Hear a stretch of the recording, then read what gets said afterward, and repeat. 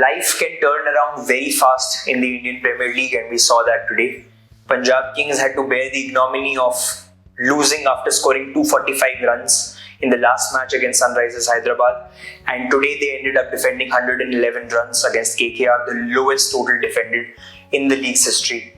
I am Abhishek Saini. I have with me Rajdeep, my colleague. This is the Match Point Paradox, where we try to break down this absolute humdinger of a contest between PBKS and KKR. Punjab Kings was bundled out for 111 runs, but Yuzvendra Chahal sort of was the orchestrator of the collapse that KKR suffered. They were bundled out for 95 runs, and at one point Punjab Kings was well out of the contest. They were making sloppy misfields. They conceded 12 runs in boundaries of misfields, and the shoulders were dropped. It looked as if Rahane and Raghuvanshi will take KKR to the target of 112 runs. 62 for 2 they were at one stage, but it imploded very fast for KKR.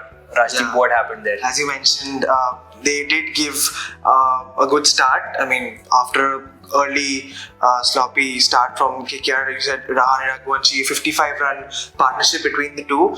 Rahane had sort of a slow start.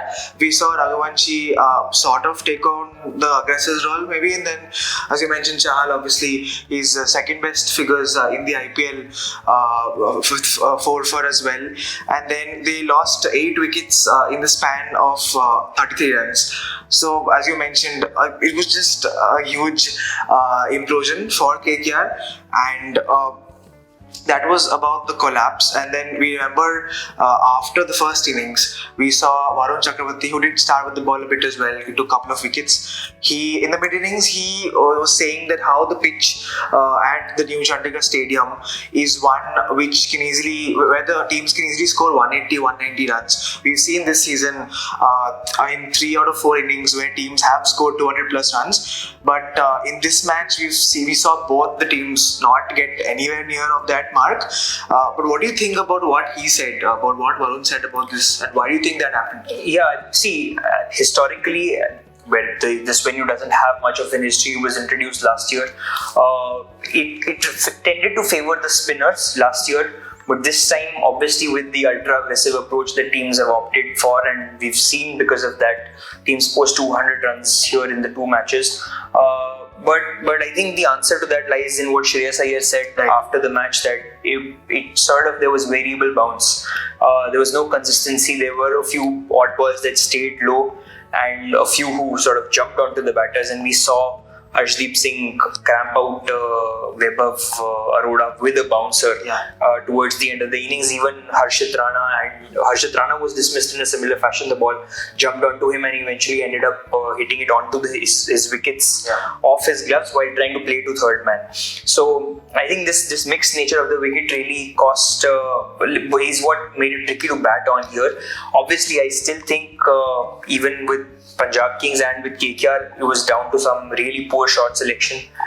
They were not careful with how they played, and I think nothing puts that more aptly than the dismissals of Rinku Singh and Ramandeep Singh. I mean, we can say all we want to about the batting implosion, but at crucial junctures, their batsmen did not take enough responsibility. It started with Rahane was given leg before, he was not out eventually. The ball tracker showed the impact was outside the stumps basically, and then Raghuvanshi had to simply steer the innings from there, play the anchor. It was less than runnable. It was going at around 4 runs and over the asking rate, and from there he gave up his wicket. And then I don't know what Ramandeep Singh was trying to do there. He tried to go for a paddle sweep on the very first delivery that he's facing, and against a bowler who is getting purchase of the wicket, who is trying to flight the delivery. Same goes for Rinku Singh. He tried to charge down against Yuzvendra Chahal. Was not called for, was not needed at that particular point in time. I think something similar applies to Punjab Kings as well. They started really well. They were at 33 for no loss after 3 overs, and then all of a sudden things spiraled out of control and they were 80 for 6 in 10 overs. And that's actually something to worry about.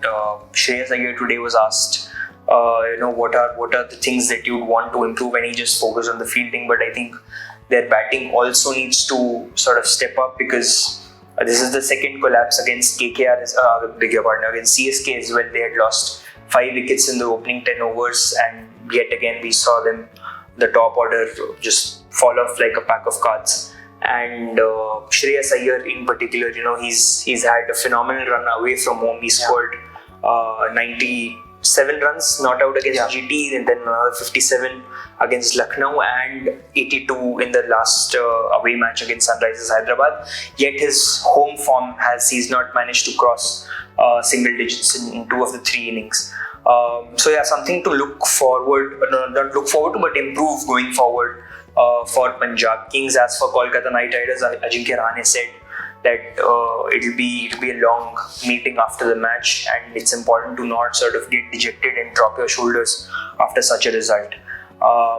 As for the Indian Premier League, the action now rolls forward to the match between Delhi Capitals and Rajasthan Royals on Wednesday. Sportstar will keep you up to date with all the updates from that match.